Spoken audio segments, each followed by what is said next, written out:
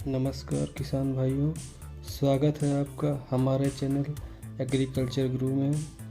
किसान भाइयों, आज हम बात करेंगे कि गुलाब की सुपर वैरायटी की खेती कैसे करें एवं इस गुलाब की खेती को करने में कितना खर्च आता है तथा इसकी देखभाल कैसे करें तथा इसमें किन किन दवाइयों का छिड़काव किया जाता है। तो किसान भाइयों, आइए शुरू करते हैं। किसान भाइयों, गुलाब की सुपर वैरायटी की खेती को हम पूरे साल कर सकते हैं। इस गुलाब के पौधों की हम जितना ज़्यादा देख रेख करते हैं ये उतना ज़्यादा फूल देते हैं। किसान भाइयों, सुपर गुलाब के पौधे एक बार लगाने के बाद लगभग 10 साल से ज़्यादा तक चल जाते हैं।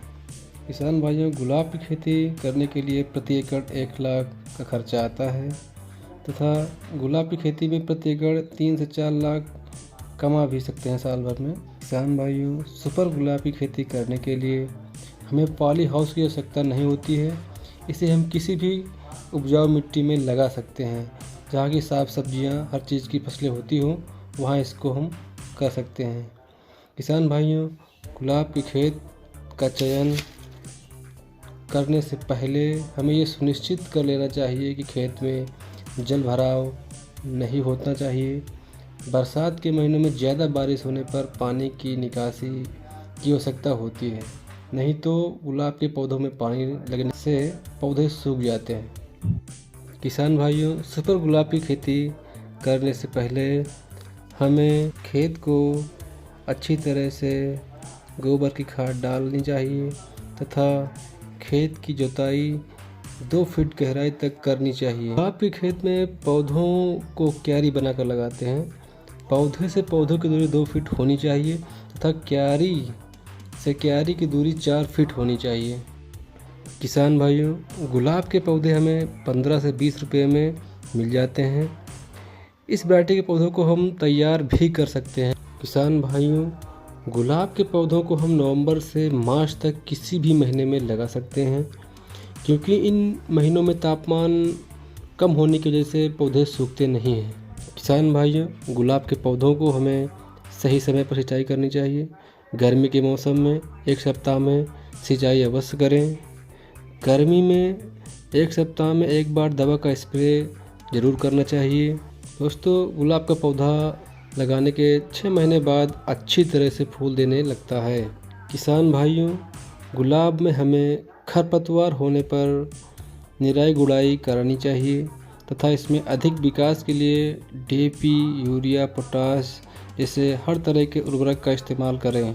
गुलाब में अनेक प्रकार के कीटों एवं रोगों का प्रकोप होता है, इसलिए समय समय पर इंसेक्टिसाइड एवं फंगिसाइड का स्प्रे करते रहना चाहिए ताकि फूलों में किसी तरह की समस्या ना आए।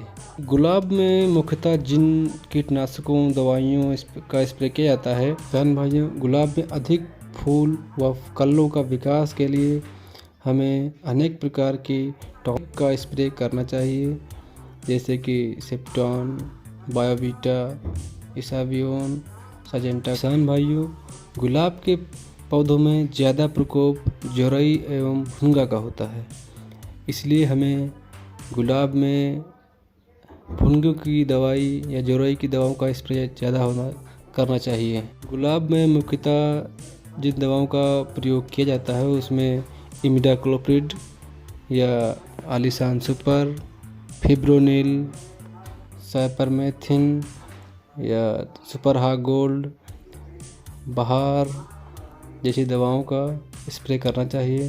इससे भुनगा की समस्या नहीं होती है।